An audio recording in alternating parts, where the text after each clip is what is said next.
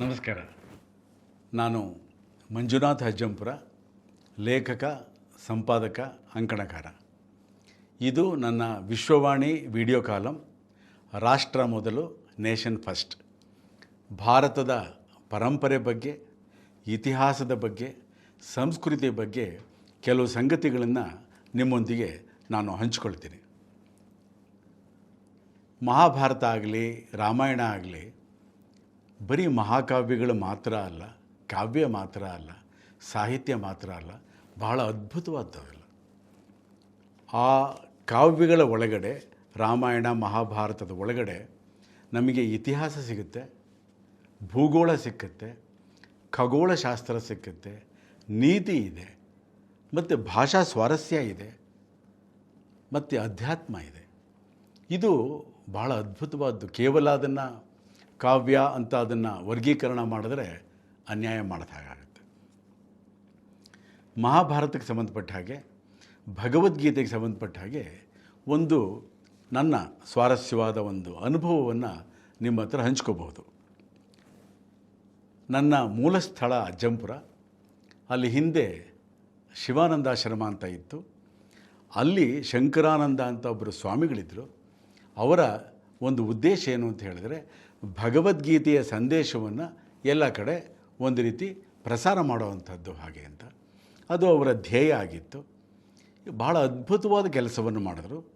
ಸುಮಾರು 80-90 ವರ್ಷಗಳ ಹಿಂದೆ ಅವರು ಈ ಭಗವದ್ಗೀತೆಯ ಪ್ರಸಾರಕ್ಕೋಸ್ಕರವಾಗಿ ಚಿಕ್ಕ ಪುಸ್ತಕಗಳನ್ನು ಮುದ್ರಣ ಮಾಡಿಸ್ತಾಯಿದ್ರು. ಅದರಲ್ಲಿ ಪಾರಾಯಣಕ್ಕೆ ಅನುಕೂಲ ಆಗೋ ಹಾಗೆ ಭಗವದ್ಗೀತೆನ ದಪ್ಪಕ್ಷರಗಳಲ್ಲಿ ಮಾಡಿಸ್ತಾಯಿದ್ರು. ಆಮೇಲೆ ತಾತ್ಪರ್ಯ ಪ್ರದೀಪ ಅಂದ್ಬಿಟ್ಟು ಸಂಸ್ಕೃತದ ಶ್ಲೋಕ, ಕನ್ನಡದ ಅರ್ಥ ಇದನ್ನು ಕೂಡ ಪ್ರಿಂಟ್ ಮಾಡಿಸ್ತಾಯಿದ್ರು. ಮತ್ತು ಉಪನಿಷತ್ತುಗಳ ಬಗ್ಗೆ, ಇದರ ಬಗ್ಗೆ ಎಲ್ಲ ಈ ರೀತಿ ತುಂಬ ಪುಸ್ತಕಗಳನ್ನು ಅವರು ಮಾಡಿಸ್ತಾಯಿದ್ರು. ಯಾವಾಗ 70-80 ವರ್ಷಗಳ ಹಿಂದೆ. ನಾವೆಲ್ಲ ಚಿಕ್ಕವರಾಗಿದ್ದಾಗ ಯಾವ ಊರಿಗೆ ಹೋದರೂ ಕೂಡ ಅಜ್ಜಂಪುರ ಅಂತ ಹೆಸರು ಹೇಳಿದ ತಕ್ಷಣ ಅವರು ಶಿವಾನಂದ ಆಶ್ರಮವನ್ನು, ಭಗವದ್ಗೀತೆನ ಆ ಕ್ಷಣ ಅವರು ಉಲ್ಲೇಖ ಮಾಡೋರು. ಬಹಳ ವಿಶೇಷವಾದ್ದು ಹಾಗೆ ಅಂತ. ಏನು ಭಗವದ್ಗೀತೆಯ ಪ್ರತಿಗಳೇನಿದೆ, ಇದು ಒಂದು ರೀತಿ ಜನಪ್ರಿಯವಾಗಿ ಕೈಗೆ ಸಿಕ್ಕುವಂಥದ್ದಾಗಿದ್ದು, ಇದು ನಮ್ಮ ಶಂಕರಾನಂದ ಸ್ವಾಮಿಗಳ ಬಹಳ ದೊಡ್ಡ ಒಂದು ಕೊಡುಗೆ. ಅನೇಕ ಊರುಗಳಲ್ಲಿ ಅವರ ಶಿಷ್ಯರಿದ್ದರು. ಆಂಧ್ರದಲ್ಲಿ, ಕರ್ನಾಟಕದಲ್ಲಿ ಅವರ ಅನೇಕ ಆಶ್ರಮಗಳಿದ್ವು. ಎಲ್ಲ ಕಡೆ ಈ ರೀತಿ ಭಗವದ್ಗೀತೆಯ ಪ್ರಸಾರವನ್ನು ಮಾಡ್ತಾಯಿದ್ರು. ವಿಶೇಷವಾಗಿ ನಮ್ಮೂರಲ್ಲಿ, ನಮ್ಮ ಬಾಲ್ಯದಲ್ಲಿ ಈ ಭಗವದ್ಗೀತೆಯ ಪ್ರಭಾವ ಜಾಸ್ತಿ. ಭಗವದ್ಗೀತೆ ಉದಾಹರಣೆಗಳು. ಇವತ್ತೇನು ಕ್ವಿಜ್ ಕಾರ್ಯಕ್ರಮಗಳು ನಡೆಯುತ್ತೆ, ಆಗ ಕ್ವಿಜ್ ಅಂತಿರಲಿಲ್ಲ. ಭಗವದ್ಗೀತೆ ಬಗ್ಗೆನೇ ಪ್ರಶ್ನೋತ್ತರದ ಕಾರ್ಯಕ್ರಮಗಳನ್ನು ಮಾಡುವಂಥ ಇತ್ತು. ಮಕ್ಕಳಿಗೆ ಎಷ್ಟು ಅಧ್ಯಾಯಗಳಿದೆ, ಮತ್ತು ಎಲ್ಲಿ ಈ ಒಂದು ಭಗವದ್ಗೀತೆ ಅದು ಉಪದೇಶ ಅಂತ ಹೇಳ್ತೀರಾ, ಉಪಾಖ್ಯಾನ ಅಂತ ಹೇಳ್ತೀರಾ, ಅದು ಎಲ್ಲಿ ಆಯಿತು, ಎಲ್ಲಿ ನಡೀತು, ಎಲ್ಲಿ ಕೃಷ್ಣ ಅದನ್ನು ಹೇಳ್ದ, ಈ ಥರದ ತುಂಬ ಪ್ರಶ್ನೆಗಳೆಲ್ಲ ಇರ್ತಾಯಿತ್ತು. ಅದನ್ನು ಮಕ್ಕಳು ಕಲೀಲಿ ಹಾಗೆ ಅಂತ. ಅದೊಂದು ಅದ್ಭುತವಾದ ಅನುಭವ ಅದು. ಹೀಗಿದ್ದಾಗ ಈಗೊಂದು 22-23 ವರ್ಷಗಳ ಹಿಂದೆ ನಾನು ಯಾತ್ರೆ ಹೋಗಿದ್ದೆ. ಯಾತ್ರೆ ಹೋದಾಗ ನಿಮಗೆಲ್ಲ ಗೊತ್ತೇ ಇದೆ, ಕುರುಕ್ಷೇತ್ರ ಏನು ಅಂತ. ಕುರುಕ್ಷೇತ್ರದಲ್ಲಿ ಯುದ್ಧ ಆಗಿದ್ದು, ಪಾಂಡವರ ಮತ್ತು ಕೌರವರ ನಡುವೆ ಯುದ್ಧ ಆಗಿದ್ದು ಕುರುಕ್ಷೇತ್ರದಲ್ಲಿ. ಅದು ಇವತ್ತಿನ ಹರಿಯಾಣ ಭಾಗದಲ್ಲಿದೆ. ಆ 11 ಮತ್ತು 7 ಕೌರವರ 11 ಅಕ್ಷೋಹಿಣಿ ಸೈನ್ಯ, ಪಾಂಡವರ 7 ಅಕ್ಷೋಹಿಣಿ ಸೈನ್ಯ, 18 ಅಕ್ಷೋಹಿಣಿ ಸೈನ್ಯ ಅಲ್ಲಿ ಯುದ್ಧ ಮಾಡ್ತು ಹಾಗೆ ಅಂತ. ಅದು ಧರ್ಮಯುದ್ಧ, ಮೋಸದ ಯುದ್ಧ ಅಲ್ಲ. ಅಲ್ಲಿ ಯಾರೇ ಆಗಲಿ ಶತ್ರುಗಳನ್ನು ಓಡ್ತಾ ಇದ್ದರೆ, ಒಬ್ಬ ಶತ್ರು ಓಡ್ತಾ ಇದ್ದರೆ ಅವನು ಬೆನ್ನು ಕಡೆಯಿಂದ ಆಯುಧಗಳನ್ನು ಹಾಕೋ ಹಾಗಿಲ್ಲ, ಸಾಯಿಸೋ ಹಾಗಿಲ್ಲ ಅಂತ. ಹೆಂಗಸರನ್ನ ಮಕ್ಕಳನ್ನು ಕೊಲ್ಲೋ ಹಾಗಿಲ್ಲ. ಈ ಥರದ ಅನೇಕ ಸಂಗತಿಗಳು ಭೀಷ್ಮರ ಎದುರಿಗೆ ಎಲ್ಲರೂ ಕೂಡ ಒಪ್ಕೊಳ್ತಾರೆ. ಇದು ಧರ್ಮಯುದ್ಧದ ಪರಿಕಲ್ಪನೆ ಹಾಗೆ ಅಂತ. ಸರಿ, ಇದೆಲ್ಲ ಆಯಿತು. ಆ ಕುರುಕ್ಷೇತ್ರದಲ್ಲಿ ಯುದ್ಧ ಎಲ್ಲ ಪ್ರಾರಂಭ ಆಗುತ್ತೆ. ಆಗ ಅರ್ಜುನನಿಗೆ ಅನಿಸುತ್ತೆ, ನಮಗೆಲ್ಲ ಗೊತ್ತೇ ಇದೆ, ಮೊದಲನೇ ಅಧ್ಯಾಯ ಏನು, ಅರ್ಜುನ ವಿಷಾದ ಯೋಗ ಹಾಗೆ ಅಂತ. ಅಂದರೆ ಅರ್ಜುನನಿಗೆ ತನ್ನ ಗುರುಗಳನ್ನು, ತನ್ನ ದಾಯಾದಿಗಳನ್ನು, ಇವ್ರನ್ನೆಲ್ಲ ಕೊಲ್ಲಬೇಕಾಗತ್ತಲ್ಲ ಹಾಗೆ ಅಂತ ವಿಷಾದ ಮೂಡುತ್ತೆ. ಆಗ ಅದ್ಭುತವಾಗಿ ಕೃಷ್ಣ ಹೇಳ್ತಾನೆ, ಕರ್ತವ್ಯ ಮುಖ್ಯ, ಧರ್ಮ ಸಂಸ್ಥಾಪನೆ ಮುಖ್ಯ, ಅಧರ್ಮವನ್ನು ನಾಶ ಮಾಡಬೇಕು, ದುಷ್ಟರನ್ನು ಕೊಲ್ದು ಹಾಕಬೇಕು, ಇದು ಧರ್ಮದ ಕಾರ್ಯ ಆದ ಹಾಗೆ ಅಂತ. ಅಲ್ಲಿ ಧರ್ಮಕ್ಕೆ ಸಂಬಂಧಪಟ್ಟ ಹಾಗೆ, ರಿಲಿಜನ್ ಅಲ್ಲ, ಧರ್ಮಕ್ಕೆ ಸಂಬಂಧಪಟ್ಟ ಹಾಗೆ ಈ ರೀತಿಯ ಒಂದು ಏನೊಂದು ಗೊಂದಲ ಅದು ಬೇಕಾಗಿಲ್ಲ ಹಾಗೆ ಅಂತ. ಸರಿ, ಅದು ಕೂಡ ಇದೆ, ಇದೆಲ್ಲ ನಮಗೆ ಗೊತ್ತಿರೋ ಅಂಥದ್ದೇನೆ. ಅದು ಕುರುಕ್ಷೇತ್ರದಲ್ಲಿ 22-23 ವರ್ಷಗಳ ಹಿಂದೆ ಹೋದಾಗ ಅಲ್ಲಿ ಬ್ರಹ್ಮ ಸರೋವರ ಅಂತ ಇದೆ, ಅವನ್ನೆಲ್ಲ ನೋಡಿದ್ದಾಯಿತು. ಅದರ ನಂತರ ಒಂದು ಕಡೆ ನೋಡಿದ್ರೆ ನನಗೆ ಗೊತ್ತಿರಲಿಲ್ಲ, ಅದ್ರ ಬಗ್ಗೆ ಆ ಕಾಲದಲ್ಲಿ ಹೆಚ್ಚಿನ ಮಾಹಿತಿ ಇರಲಿಲ್ಲ. ಎಲ್ಲಿ ಕೃಷ್ಣ ಗೀತೋಪದೇಶ ಮಾಡಿದ್ನೋ ಆ ಜಾಗದಲ್ಲಿ ಆ ಗೀತೋಪದೇಶದ ಬಹಳ ದೊಡ್ಡ ಒಂದು ಪ್ರತಿಮೆಗಳನ್ನು ಸ್ಥಾಪನೆ ಮಾಡಿದ್ದಾರೆ, ಪ್ರತಿಕೃತಿಗಳಿವೆ, ಬಹಳ ದೊಡ್ಡದು.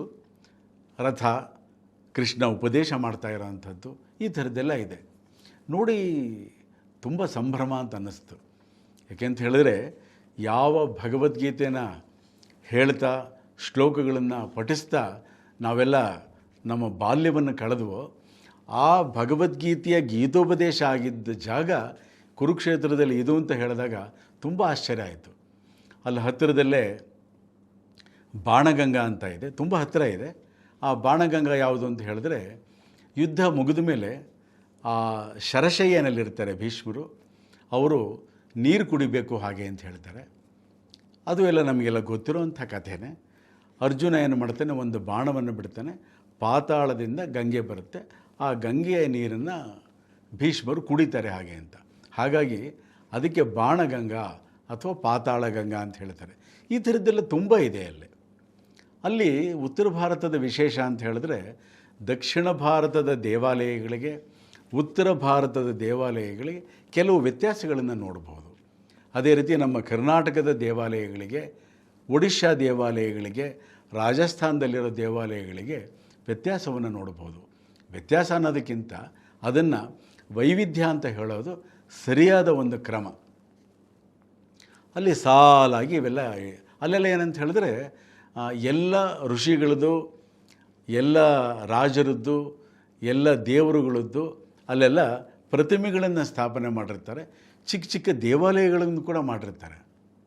ಅಲ್ಲಿ ಒಂದು ಕಡೆ ಚಿಕ್ಕದು ವ್ಯಾಸ ಮಹರ್ಷಿಗಳ ದೇವಾಲಯ ಅಂತ ಬೋರ್ಡ್ ಇತ್ತು. ಯಾರು ವ್ಯಾಸ ಮಹರ್ಷಿಗಳು? ಭಗವದ್ಗೀತೆ ಆಗಲಿ ಮಹಾಭಾರತ ಆಗಲಿ ಅದನ್ನು ರಚನೆ ಮಾಡಿದವರು.